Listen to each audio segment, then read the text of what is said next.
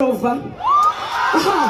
Listen, if you don't know, the landlord, Baba landlady, call it whatever.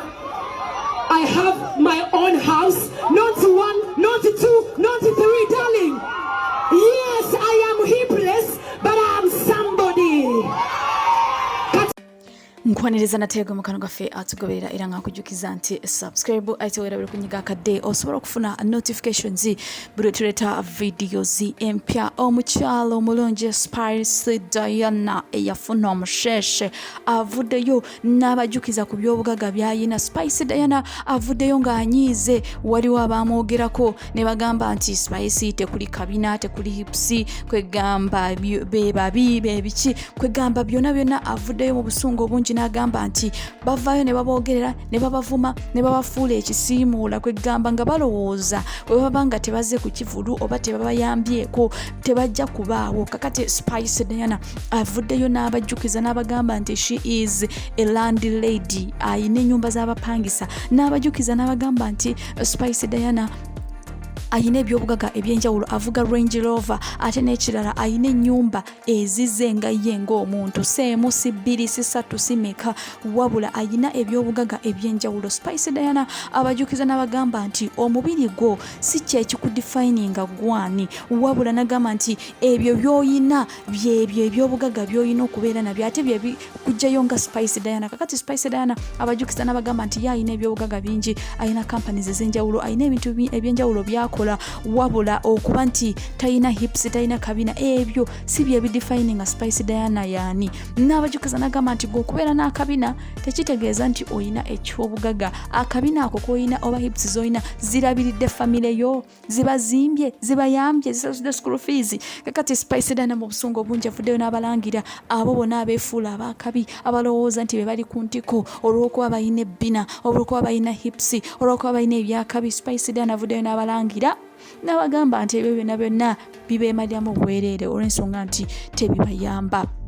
Kakati olutalo lwa Ritah Kgwa ne Faridah Nakazibwe. Kakati Ritah Kgwa yavuddeyo na commentinga ku Faridah Nakazibwe NTV mwasuze mutya show host namugamba nti ye ne Bruno beebuzaabuza ababiri bano beebuzaabuza kyokka ekintu n'amubuuza bakireeta dim official bakimakinga di official olw'ensonga nti ababiri bano balabika okuba nga bali mu mukwano, balabika okuba nga beeyagala Faridah Nakazibwe ne Bruno. Tujjukira bulungi nti ebintu bino byatandika okuva edda nga Bruno agamba nti yeegomba omukyala Faridah Nakazibwe era nga ye crush we, ye mukyala gwe yeegomba emyaka gyonna gy'amaze ku nsi era nga ye mukyala gw'ayagala. Era tujjukira bulungi nti Bruno yakuba akayimba ke yatuuma Faridah naye nga mu kayimba ako mulimu omuwala afaananira ddala Faridah era nga mwalimu n'ebifaananyi bya Faridah okulagira ddala nti omukyala oyo amwagala nnyo byansuso. Era nga Bruno teyakomaawo, yagenda maaso n'okuba nti amwesiga omuwala Briella nga muwala wa Bruno yagenda maaso n'okuba nti amuwa Faridah amukuze mu baana abalala. Maama wa Briella we yafa omwana yamuleeta nga Bruno n'agamba nti omukyalo ono Faridah mwesiga, maama mulungi asobola okulabirira abaana era yalabirira Briella era buli kimu yakimukolera era nga Briella alaba Faridah nga maama era nga amuyita Queen. Kakati okuba nti ababiri bano kigambibwa nti omukwano gwabwe gwe guli ogw'ekimimiti newankubadde teguli mu public, teri muntu amanya ekituufu oba ababiri bano badeetinga oba tebadeetinga, naye nga kigambibwa nti ababiri bano beeyagala. Kakati Ritah Kgwa yavuddeyo n'agamba Faridah Nakazibwe n'amugamba nti lwaki ekintu mukitufuula official, mwebuzaabuza mwefuula abatakiriiko. Kakati Faridah Nakazibwe n'amuddamu n'amugamba nti mukazi gwe oli mukazi mukulu naye ne Briella akusinga amagezi, omwana omuto akusinga amagezi gw'ekikazi ekikulu.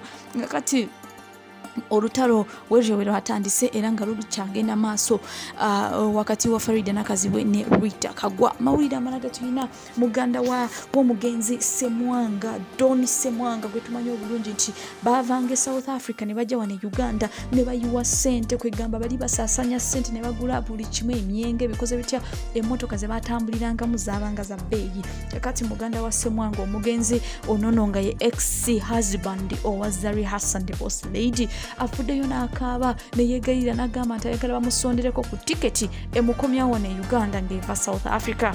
Kati omukulu ono agamba nti embeera si nnungi South Africa era yeetaaga okuba nti awummulirako Uganda. Musajja mukulu akaddiyemuko alabika akooye ebintu by'ensi alabika abikooye kyova olaba ayagala okudda Uganda ewaka ajja aliyeko ku ttooke aliyeko ku bintu ebimu ebyawaka wano Lumonde kwegambaddemuko ku maanyi olw'ensonga nti ebintu si birungi.